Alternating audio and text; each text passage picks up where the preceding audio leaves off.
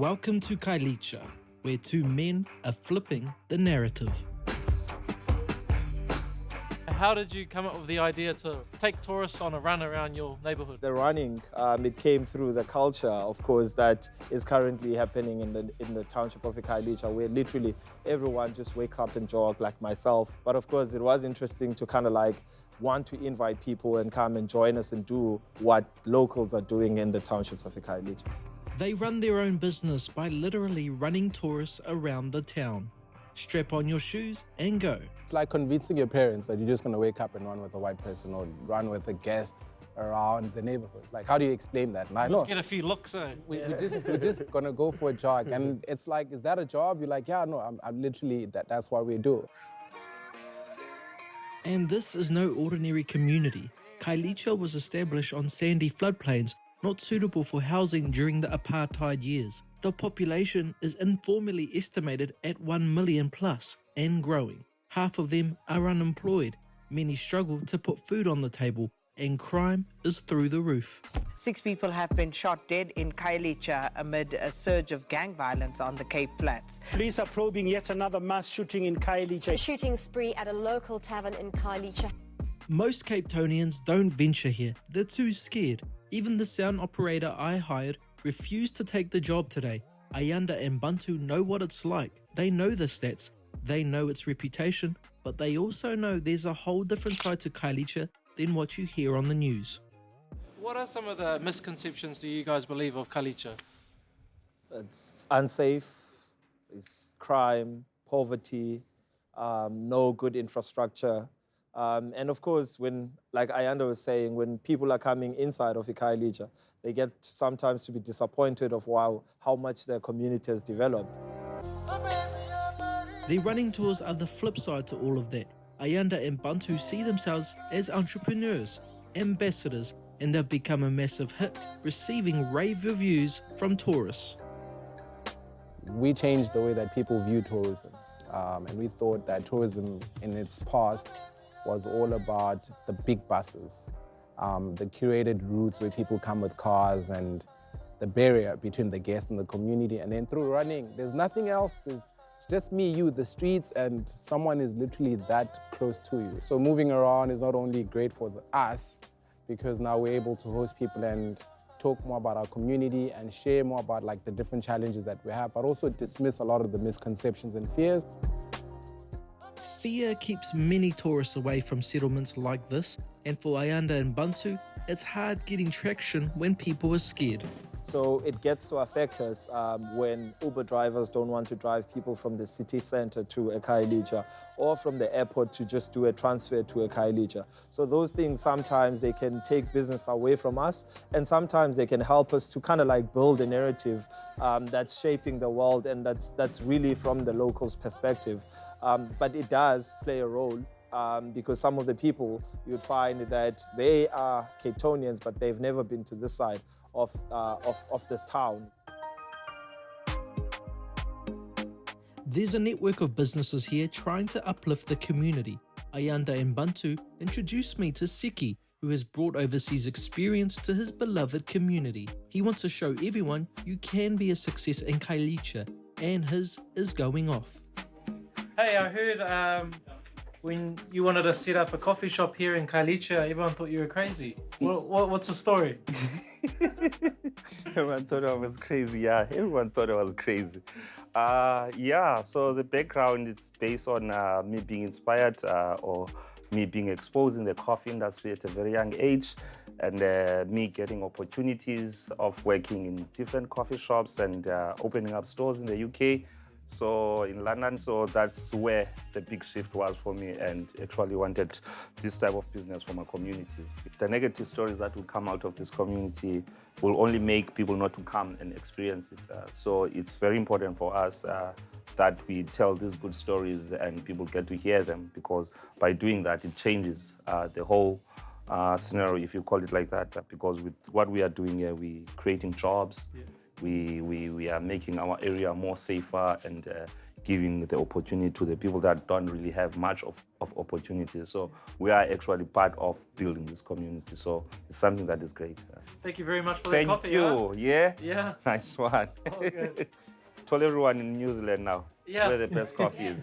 Only if you say the flat whites are from New Zealand. Huh? Definitely. If I'm meeting a New Zealand, I will tell them flat white best from New Zealand. Yeah. Australia definitely is them. Yeah. South Africa, it's definitely us.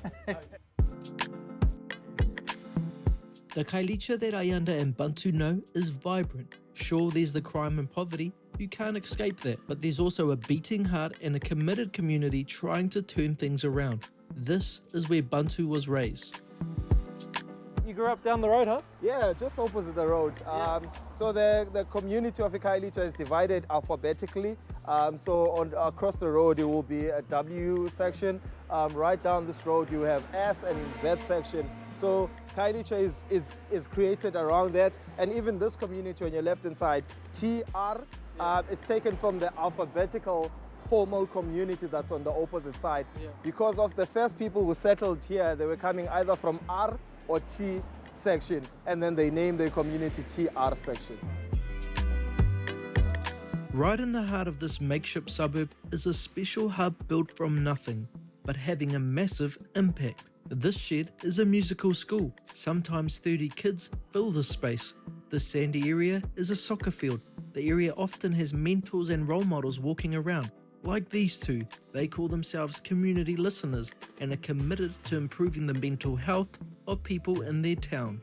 We are community listeners. We were trained to be community listeners, which is we offer a space for people who want to come to a float event. In New Zealand, it's really hard for men to express their thoughts and their feelings. Is that similar here?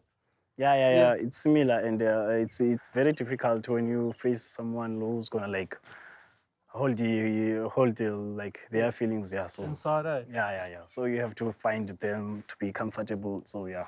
Most of the people, they became so scared to talk, but we find a solution to make them talk. And here's a Piwe, another community leader and a serious musician.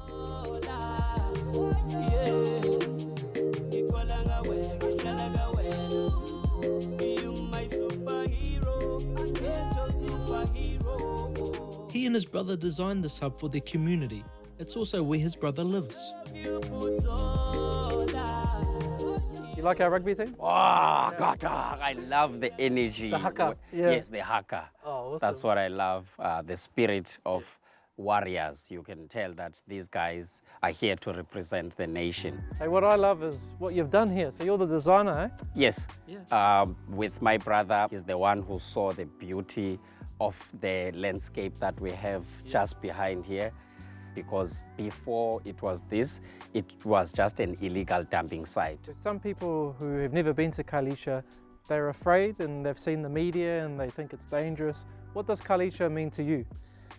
Khayelitsha, to me, it means a place of opportunities because people know it for gangsterism, and that's what's on the net. When you are searching about Khayelitsha, we need to not shy away from that. And also having a space like this in the informal settlements, it's a great privilege to have a space that is filled with nature. We are really hopeful and a great place for opportunities. There are great artists coming from here. There are great entrepreneurs. There are great tourist people that are doing amazing work. We thank people like you for coming to expose and give us the chance to really narrate our story in our own voices. How special is it for you to bring foreigners here or to understand the community here? Yeah, because you're changing perspectives, right? Yeah. The contrast is that this part of the community is one that tries and address the lack of. For an example, in many informal communities, there are no public parks for kids. So most of the time, kids play right next to the road. And then what Abhiu and his wife have been able to do is create a safe space where kids are able to come after school and get full ownership. And then who has a view like that? I know, right? These your sacred mountains. Yeah. Where you wake up and you see the Table Mountain, you see a beautiful sunset.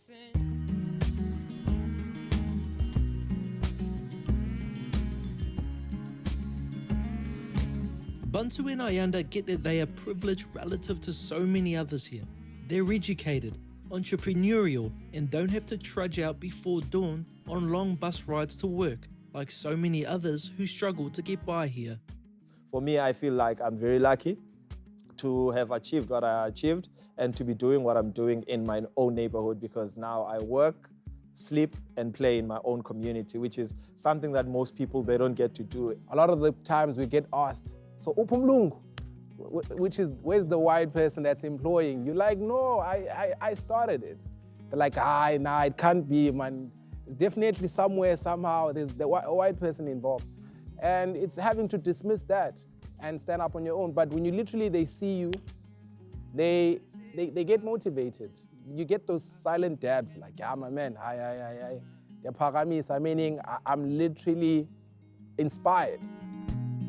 These two consider it an honor to be doing what they're doing. It's a privilege for me to share their story.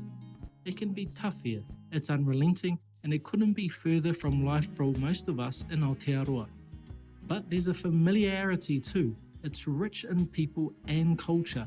It's got a rhythm and vibrancy that left me feeling positive for its future.